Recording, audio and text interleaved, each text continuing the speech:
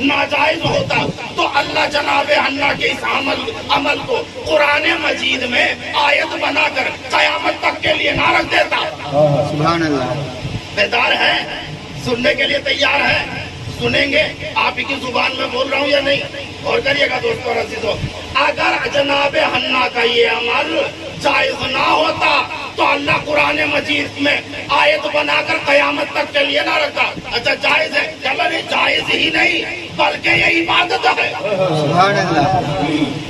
جناب حنا کا یہ عمل جائز ہی نہیں ہے بلکہ یہ عبادت ہے۔ ہم نے کہا کیا کہنے مسلمان ہے تمہاری عدالت کے، کیا کہنے تمہارے عدل و انصاف کے؟ ارے بھائی نبی کی زوجہ نظر کرے اسے عبادت کہہ دو، ہم کرے تو بدعت۔ سبحان اللہ، سبحان اللہ۔ سلام بھیجے محمد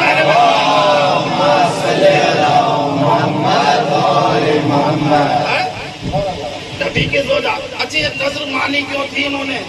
اس لیے مانی تھی اصل میں جناب حنا کی اولاد کوئی ہوئی نہیں، کافی زمانہ ہو گیا، جناب عمران کی عمر بڑھتی جا رہی ہے، بزرگی کی جانب چلے جا رہے جناب عمران، اولاد کوئی نہیں۔ قوم یہود بڑی اچھی قوم تھی، تانے دیتی تھی، تجھ نے سناتی تھی تانے، تجھ نے سن رہے تھے۔ جناب عمران جناب حنا برداشت کر رہے ہیں، یہ لوگ تانے دے رہے ہیں، اب تک لا ولد، بابلی تانا رہی ہے یہ اور کر رہے نا، اب تک لا ولد۔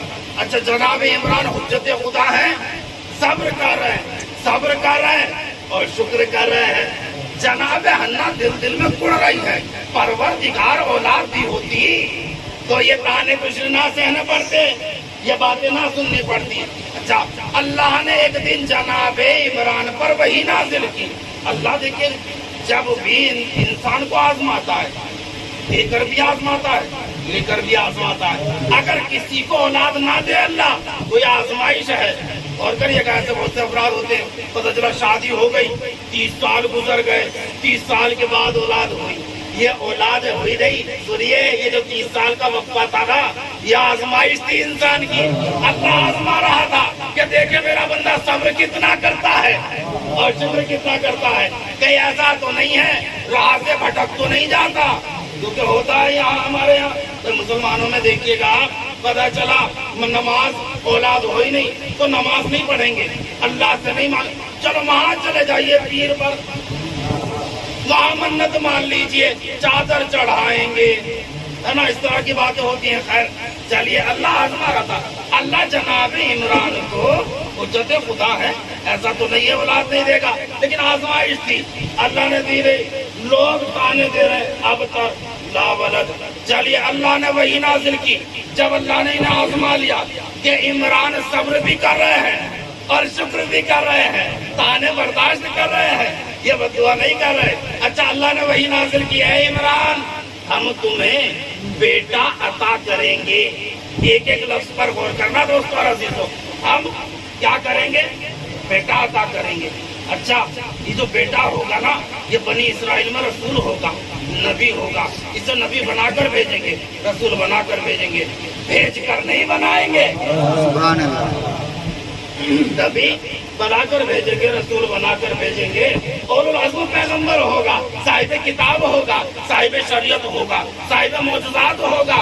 اے نبی ہم اسے جو بھیجیں گے اس کے کمالات یہ ہوں گے کہ یہ مبعوث انسان کے چہرے سے اپنے ہاتھ کو مس کرے گا تو اسے شفا ملے گی، ماتر زاد اندھوں کو بینائی دے گا، مٹی سے پرندے بنا کر اڑائے گا، اور کہہ رہے مردوں کو زندہ کرے گا، مردوں کو زندہ کرے گا۔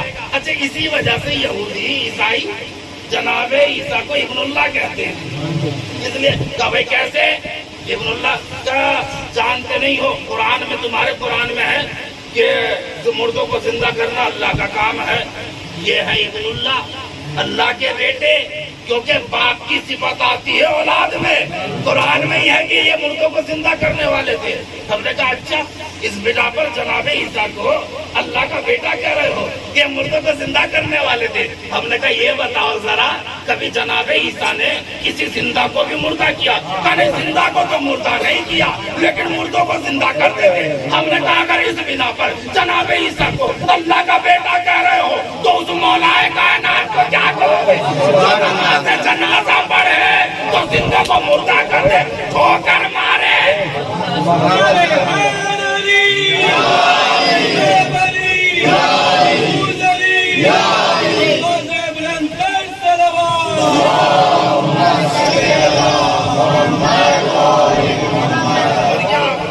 कहने लगे अच्छा अल्लाह वही नाज़िल करा जनाब इमरान पर, ये मुर्दों को जिंदा करेगा। जनाब इमरान ने जैसे ही सुना खुशी खुशी घर में दाखिल हुए, हन्ना अल्लाह हमें बेटा अता करेगा, कमालात ये होंगे, सिफात ये होंगे, मनसब ये होगा, ओहदा ये होगा। जनाब हन्ना भी खुश हो गई, खुदा का शुक्र अदा कर रही है, बेटा होगा। चलिए जनाब हन्ना हो गई हामिला, और जब वक्त नजदीक हुआ तो इस विलादत से पहले अल्लाह ने जनाब इमरान को उठा लिया। अच्छा, जनाब इमरान की ये बशारत यहूदियों में फैल चुकी थी, हर किसी को पता चल चुका था इमरान के यहाँ, हन्ना के यहाँ एक ऐसा बेटा आने वाला है जो मजलूमों का सफाया, जालिमों का सफाया करेगा, मजलूमों की दादरसी करेगा। अब सब लोग अटेंशन थे, सबकी नजरें लगी हुई थी जनाब हन्ना के दरवाजे पर। और कर रहे ना भाई, जालिमों की भी नजरें लगी हुई है, मजलूमों की भी नजरें लगी हुई है। जालिमों की इसलिए जैसे ही ये पैदा हो इसे कत्ल कर दो, क्योंकि ये हमारी हुकूमत को खत्म करेगा ना, तो इससे बेहतर ये कि इसे कत्ल कर दो। अच्छा, मजलूमों की नजरें लगी हुई है, ये पैदा होगा तो हमारी दादरसी करेगा, हमारी हिमायत करेगा। तो ये मुंतजिर थे, मजलूम मुंतजिर थे, जालिम खौफज़दा थे, जालिम चाहते ही नहीं थे हुज्जत खुदा आए, मजलूम चाहते थे हुज्जत खुदा आ जाए। और कह रहे मजलूम चाहते थे हुज्जत खुदा आ जाए, तो भैया हुज्जत खुदा का इंतजार और ज़हूर की तमन्ना करना मजलूमियत की दलील है। खैर चलिए, ये चाह रहे थे कि हुज्जत खुदा आ जाए। जब जनाब मरियम ने ये माहौल देखा तो घबराए जनाब मरियम, मेरा इकलौता बेटा और लोग कत्ल के दर पर है। फौरन मन्नत मान ली, नजर कर दिया, रब्बे इन्नी नजर तो लका, परवरदिगार मैं नजर करती हूँ, माफी बतानी जो मेरे शिकम में बच्चा है, नजर करती हूँ। अच्छा चलिए, जनाबे मरियम हो गई। क्या था जनाब हन्ना क्या कह रही थी? जो बेटा है शिकम में उसे नजर करती हूँ। हुआ क्या? बेटा। अल्लाह ने वही क्या नाजिल की थी? बेटा देंगे। हुई कौन? जनाब मरियम। क्या हुई? बेटी हुई ना। अरे भाई, जनाब हन्ना को यकीन था, अल्लाह ने कहा था बेटा देंगे, जभी तो जनाब हन्ना ने जैसे ही विलादत हुई जनाब मरियम की तो कहने लगी परवरदिगार, ये तो मैंने बेटी को जना है, और बेटी तो बेटे के जैसी नहीं होती, ये तो बेटी को जना है। करो कल उनसा, और बेटी बेटे के जैसी नहीं होती, ये तो मैंने बेटी को जन्म दिया। अच्छा, अल्लाह ने कहा था बेटा दूंगा, दी बेटी। परवरदिगार सीधा सा कहता मरियम दूंगा, बेटी दूंगा, बेटी से बेटा दूंगा। और कहना दोस्तों भाई, सीधा सा खुदा कह देता कि मैं पहले बेटी दूंगा, बेटी से नवासा दूंगा। अल्लाह ने बेटा ही क्यों कह दिया डायरेक्ट कि हम तुम्हें बेटा देंगे? बेटे का मतलब जानते हैं क्या होता है? बेटे का मतलब, बेटे का मतलब होता है नस्ल चलना, यानी नस्ल चलाऊंगा। भाई, किसी इंसान के बेटियां हो जाए 5, 6, 2, 4 तो इंसान फिक्रमंद हो जाता है, मेरी नस्ल तो चलेगी नहीं, क्योंकि हमारी सोच क्या है? नस्ल चलती है बेटे से, और घर है ना, होता यही है, बेटे से चलती है। अच्छा, बेटी से तो नहीं चलेगी, बेटी तो पराया धन है, दूसरे की नस्ल चलेगी। लेकिन अल्लाह ने कमाल दिखाया, देखिएगा, अल्लाह ने कहा हम तुम्हारी नस्ल चलाएंगे, बेटा देंगे, नस्ल चलाएंगे। क्या मतलब है बेटे का? यानी कि नस्ल चलाएंगे। और कर रहे ना दोस्तों अजीजों, परवरदिगार सीधा सा कहता बेटी दूंगा, बेटी से नवासा दूंगा। क्यों कह दिया बेटा दूंगा? क्यों कह दिया तुम्हारी नस्ल चलाऊंगा? तो यही तो बताना चाह रहे थे, आम और होते हैं, खास लोग और होते हैं, आम लोग और होते हैं, खास लोग और होते हैं। आम लोगों की نسل ہم ان کے بیٹوں سے چلاتے ہیں، لیکن خاص کی نسل ان کی بیٹیوں سے۔ ارے بھائی جب اللہ جناب عمران کی نسل جناب مریم سے چلا سکتا ہے تو فخر عمران کی نسل فخر مریم سے۔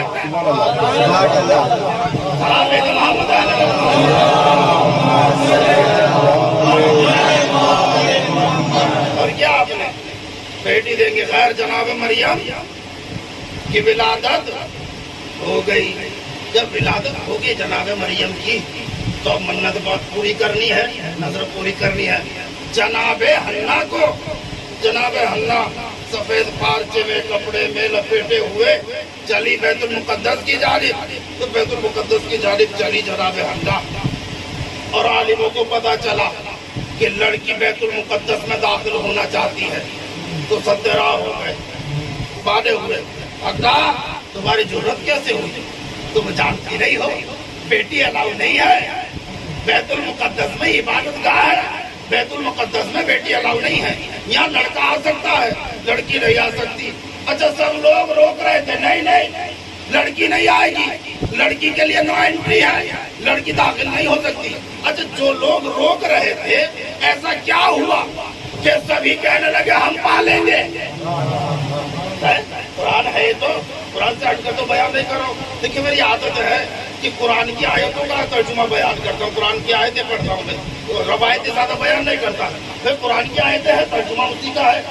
جو لوگ یہ کہہ رہے تھے نہیں بیٹی نہیں الاؤ کریں گے، ہم بیٹی کو داخل نہیں ہونے دیں گے، کچھ ہی دیر بعد ایسا کیا ہو گیا کہ سب کہنے لگے میں پالوں گا، میں کفیل بنوں گا، میں کفیل بنوں گا۔ آخر ہوا کیا؟ اصل میں سنیے گا ہوا کیا؟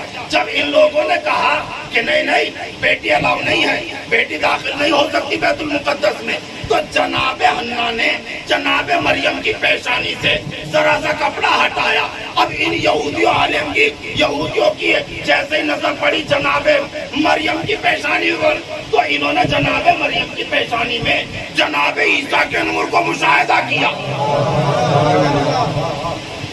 11 سال کی عمر ہوئی جناب مریم کی جب تب ولادت ہوئی ہے جناب عیسیٰ کی۔ 11 سال قبل ولادت سے جناب عیسیٰ کی یہودی عالموں نے جناب مریم کی پیشانی میں جناب عیسیٰ کے نور کو تو دیکھ لیا۔ اور کریے گا، ارے بھائی یہودیوں نے جناب مریم کی پیشانی میں جناب عیسیٰ کی ولادت سے 11 سال پہلے جناب نبی اللہ جناب عیسیٰ کے نور کو دیکھا۔ جناب رسالت مآب اس کائنات میں رہ کر چلے گئے اور عقل کے اندھے مسلمانوں کو نوری۔ ابھی تک کہہ رہے نوری تھے یا خاکی تھے، الجھے ہوئے، نہیں خاکی تھے، ہم جیسے ہی تو تھے، رسالت مآب نہیں خاکی تھے۔ ہم نے کہا اچھا خاکی تھے، رسالت مآب خاکی باندھتے ہو؟ چلو ہاں خاکی تو تھے، ہم جیسے ہی تھے، جو سلمان بھائی ہم جیسے تھے۔ چلیے آپ جیسے تھے نبی اللہ کا، جی ہاں ہم جیسے تھے۔ قرآن کو تو نور مانتے ہو، اگر رسالت میں آپ کو نور ہی نہیں مانتے، قرآن کو تو مانتے ہو نا، نور ہے؟ جی ہاں قرآن تو نور ہے۔ چلیے قرآن سے فیصلہ کریں، قرآن کو اللہ نے چھوڑا کس لیے ہمارے درمیان؟ قرآن سے فیصلہ کریں۔ قرآن مجید نور ہے، اس کی کیفیت بیان کی ہے اللہ نے، اس کی حقیقت بیان کی ہے، اس کی گہرائی بیان کی ہے، اس کا وزن بیان کیا ہے۔ اللہ نے قرآن مجید سورہ شورى، سورہ حشر، قرآن مجید کا 59واں سورہ، آیت نمبر ہے 21، جا کر پڑھ سکتے، دیکھ لیجئے گا۔ ارشاد رب العزت بسم اللہ الرحمن الرحیم لو انزلنا هذا القرآن على جبل لرأيته خاشعا متصدعا من خشیۃ اللہ، اگر ہم اس قرآن کو پہاڑ پر نازل کرتے تو تم دیکھتے کہ وہ ریزہ ریزہ ہو جاتا۔ اور کہہ رہے نا قرآن کی گرانی، اس نور کی گرانی کا عالم کیا ہے؟ اگر اللہ اسے پہاڑ پر نازل کرتا، پہاڑ آپ سے بہتر کوئی جانے گا پہاڑ کو؟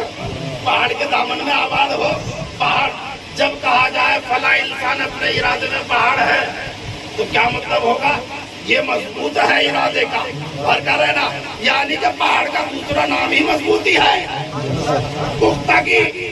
اور کہیے گا کیا پہاڑ پر اگر ہم نازل کرتے قرآن مجید کو تو ریزہ ریزہ ہو جاتا ہے. یہ نور کی صفت ہے. جہاں یہ نازل ہوتا ہے نا وہ چیز سالم نہیں رہتی ہے. اب بیان کروں اگر آپ برداشت کر سکے. نور کی صفت یہ ہے جہاں وہ نازل ہو جائے وہ چیز سالم نہیں رہتی. اسی لیے تو ہم کہتے ہیں کہ مولا کائنات پیدا نہیں ہوئے نازل ہوئے ہیں. اور جا کر خانہ کعبہ دیکھ لو, اگر خانہ کعبہ ثابت نظر آئے, سالم نظر آئے, پیدا ہوئے. اگر وہاں شگاف نظر آئے, سلام علیہ محمد,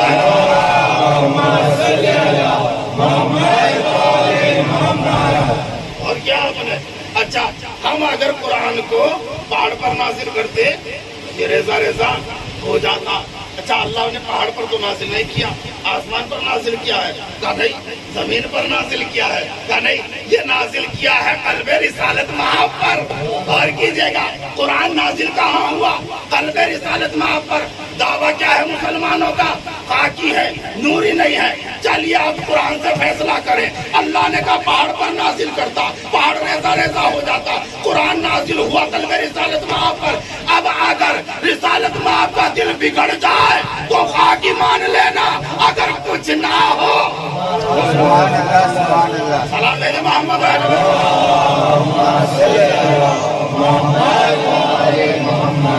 اور کیا آپ نے کہا نازل ہوا گھر تو کہنے لگے یہ نہیں بیٹی الاؤ نہیں ہے, بیٹی نہیں آئے گی. پیشانی سے کپڑا ہٹایا تو نور مشاہدہ کیا. کہنے لگے ہم پالیں گے, ہم کفالت کریں گے, ہم کفیل بنیں گے. اب جب سب دعوے دار ہو گئے کفالت کے لیے سب دعویٰ کرنے لگے تو رزلٹ کیا نکلا؟ کیا پایا کہ پورا اندازی کی جائے. قلم توریت دکھا کرتے تھے اپنے اپنے قلم سے. یہودی آدھے اس کے الگ الگ اس کے الگ اس کی کاپیاں کیا کرتے تھے, کیونکہ توریت جو نازل ہوئی تھی وہ لکھی ہوئی نازل ہوئی, انجیل لکھی ہوئی نازل ہوئی, زبور لکھی ہوئی نازل ہوئی, کتاب کی لوح نازل ہوئی, لکھی ہوئی نازل ہوئی. صرف قرآن ہے جو لکھا ہوا نازل نہیں ہوا ہے.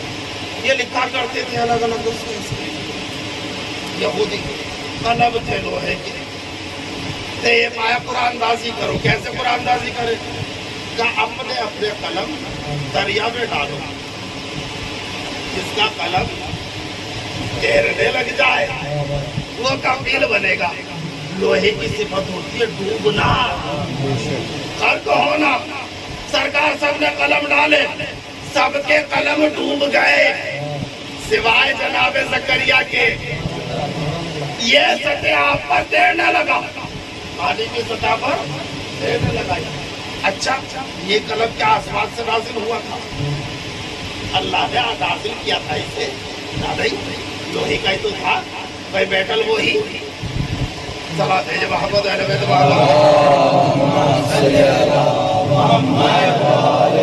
بیٹل وہی ہے, بنا اسی سے دنیا میں ہے. اور کر رہے ہیں دوستوں عزیزوں, بنا یہیں پر ہے, میٹل بھی وہی ہے. تو یہ کیوں نہیں ڈوبا؟ پوچھ لیجئے قلم سے, بھائی تو کیوں نہیں ڈوبا؟ سب ڈوب گئے, سب کا میٹل ایک ہے, سب کی صفت ایک ہے, تو ڈوبا کیوں نہیں؟ اصل میں بات یہ ہے صفت ایک ہوگی, میٹل ایک ہوگا, لیکن مجھ میں اور ان میں فرق ہے. کیا فرق ہے؟ کہ وہ چلتے تھے غیر معصوم کے اشارے, میں چلتا ہوں معصوم کے اشارے پر. اور کریے گا وہ سب تھے غیر معصوموں سے متمسک, میں ہوں معصوم سے متمسک. ارے بھائی جو معصوم سے متمسک ہو جاتا ہے پھر وہ ڈوبا نہیں. سلام ہے محمد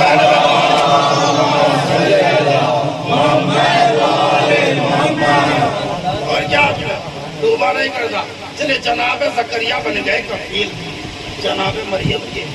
آگے لگے جناب زکریا بیت المقدس میں گجرا بنایا ہوا تھا. جب جاتے باہر سے لگا جاتے سینہ ہٹاتے تھے, کسی کو اجازت نہیں تھی کہ ان کے حجرے میں تو داخل ہو جائے. جناب زکریا جناب مریم کی کفالت کر رہے ہیں. اچھا قرآن کہتا ہے جناب زکریا کی کفالت ضرور کریں, لیکن جناب مریم जनाब ज़करिया के घर की खाने पर नहीं करनी, जन्नत के खाने पर करनी।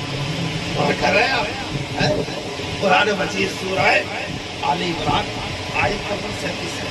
कुरान मजीद के नाम बिस्मिल्लाह कुल्लमा दखल अलैहा ज़करिया अल-महराबा, जब कभी भी जनाब ज़करिया जनाब मरियम की महराब इबादत में दाखिल होते, वजद इंदहा रिज़्क़ा, जनाब मरियम के पास रिस्क पाते।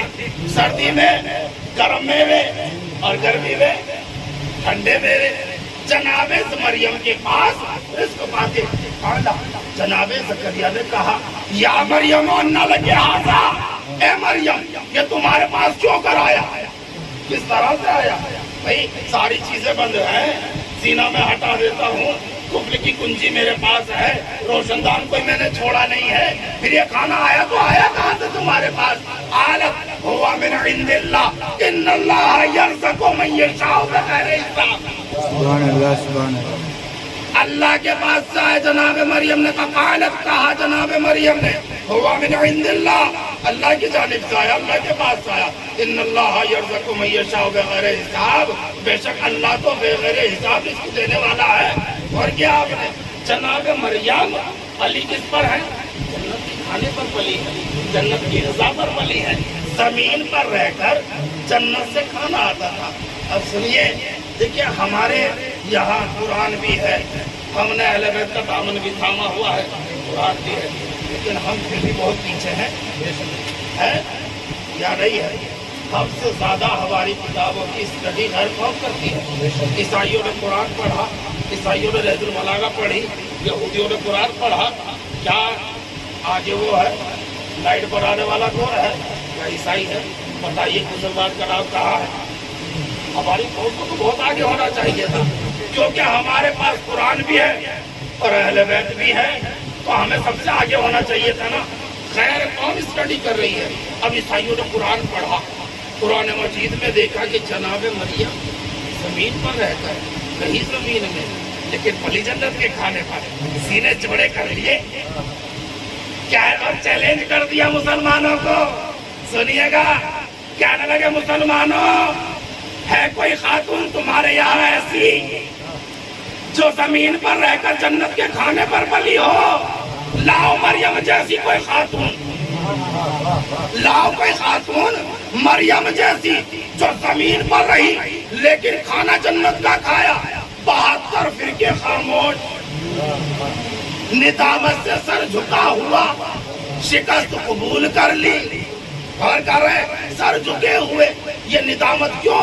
ये पशेमानी क्यों? असल में ये नतीजा है दर अहले बैत के छोड़ने का। है या नहीं है? देखिए, तो ये पंखों की आवाज है, थोड़ी सी आवाज दबा रही होगी, एक माइक नहीं है, लॉकडाउन वाली मजलिस से है ना, लेकिन अंदर के लिए रखना चाहिए था थोड़ा सा, ताकि अंदर आवाज रहे तो थोड़ा और लुत्फ आता, ताकि मोमिनीन तक, सभी मोमिनीन तक आवाज आराम से पहुंच जाती। हर पूरी कोशिश कर रहे हैं आवाज पहुंचाने की आप तक, और कीजिएगा क्योंकि गर्मी का भी वो सब है। खैर कहने लगे कि सलात है पंखा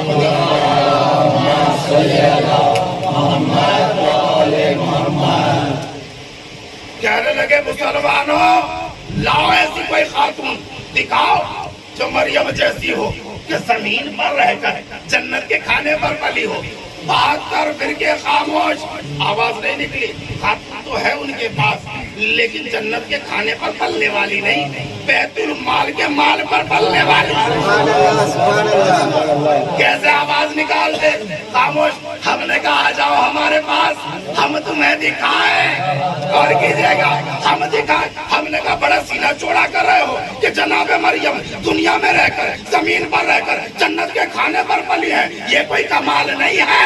अरे भाई, जमीन पर रहकर जन्नत से खाने मंगा लेना कमाल नहीं है, क्योंकि ये तो जनाब सैयदा की कनीज जनाब फिज़ा नबी। अरे भाई, जमीन पर रहकर जन्नत से खाने मंगा लेना कमाल नहीं है, जमीन पर रहकर जन्नत वालों को रोटियां। सलाम भेजे मोहम्मद मोहम्मद।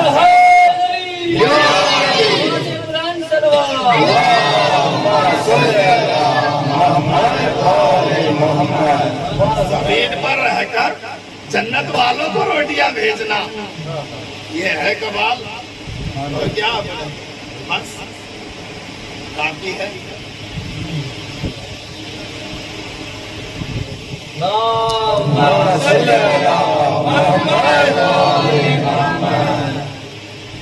आप कहे रुके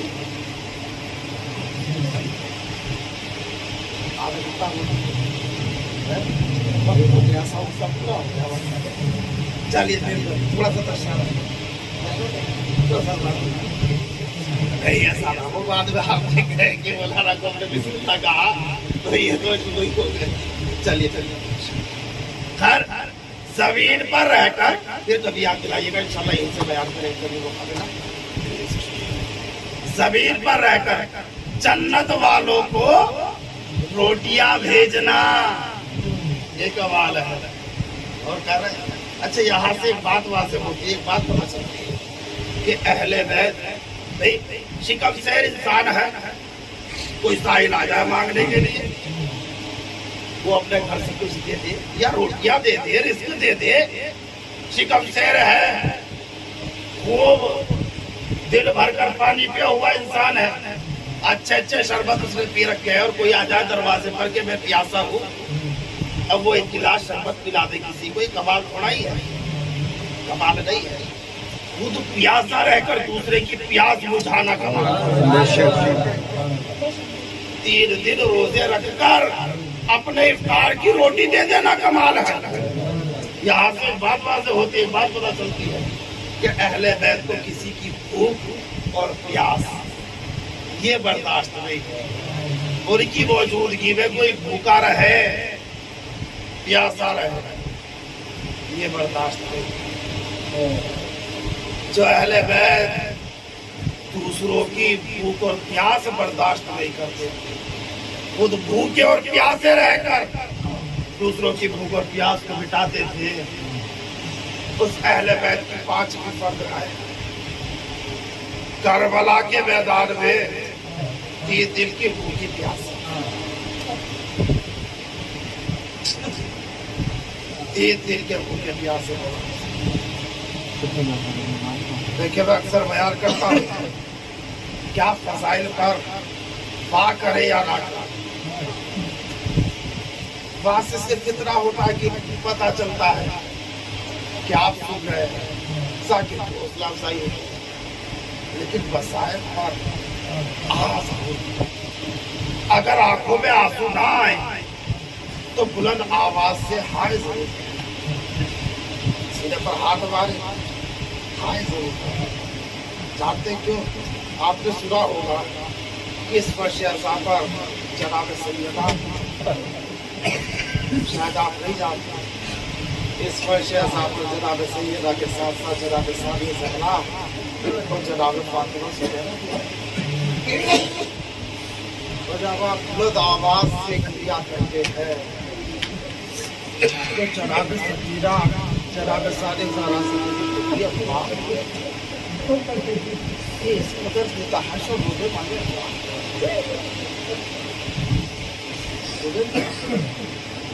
जनाब सानिया ज़हरा कहती मेरी लाडली तुम्हारे बाबा की अज़ान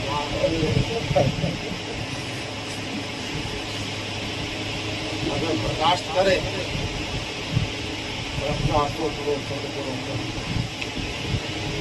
जनाब सकीना कहते फूफी अम्मा ये इस कदर में तहाशा रोने वाले इतने सारे अफराद कौन है? तब मेरी लाडली तुम्हारे बाबा के अज़ादार है।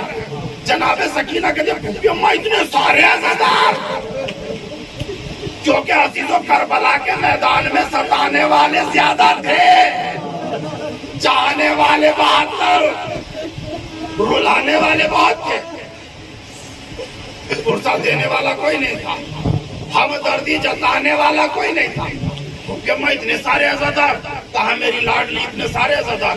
तब फूफी अम्मा काश ये अज़ादार करबला में होते, हम पर हर जुल्म हो जाता, कम से कम 2 जुल्म तो ना होते। कहा मेरी लाडली वो क्या है? कहा फूफी अम्मा एक मेरे तमाचे ना लगते, एक मेरे चश्माए भाई के गले पर तीर,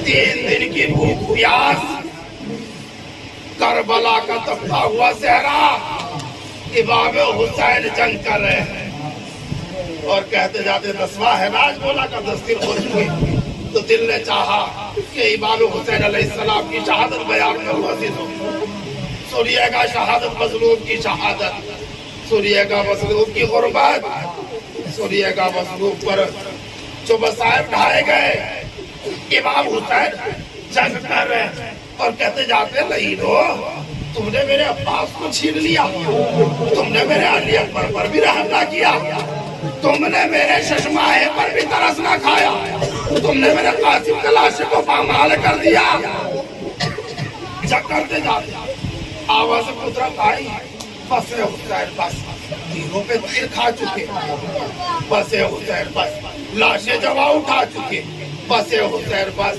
ہم تم کو آزما چکے بس حسین بس حسین بس تلوار کو نیام میں رکھ لو ہم تم سے راضی تو ہم سے راضی اب جیسے ہی بولا حسین نے تلوار کو نیام میں رکھا بھاگی ہوئی فوجوں نے پلٹنا شروع کیا کسی نے تیر چلایا کسی نے تلوار سے وار کیا کسی نے نیزے سے وار کیا لعنت ہو ان لعینوں پر جن کے ہاتھ میں کچھ نہیں تھا کربلا کی تپتی ہوئی ریت مظلوم کربلا کے زخموں پر ڈالتے جاتے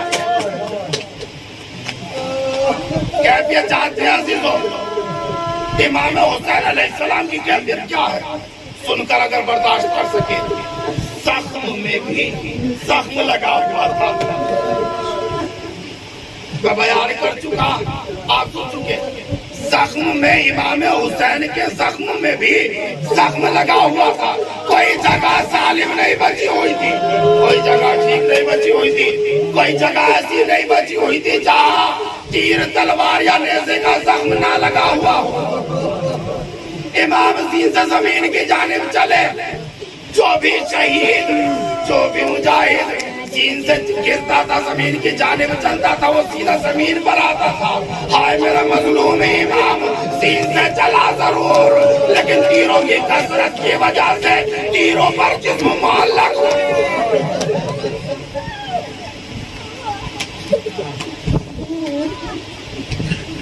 سرزمین کربلا پر ارواح انبیاء موجود ہے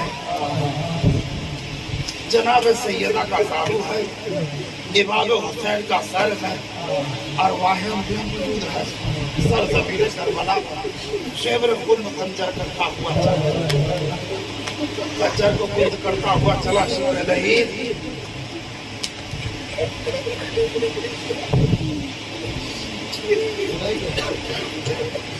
جب اس نے امام حسین علیہ السلام کے پس گردن خنجر کو چلانا شروع کیا جناب آدم نے اجازت مانگی یا رسول اللہ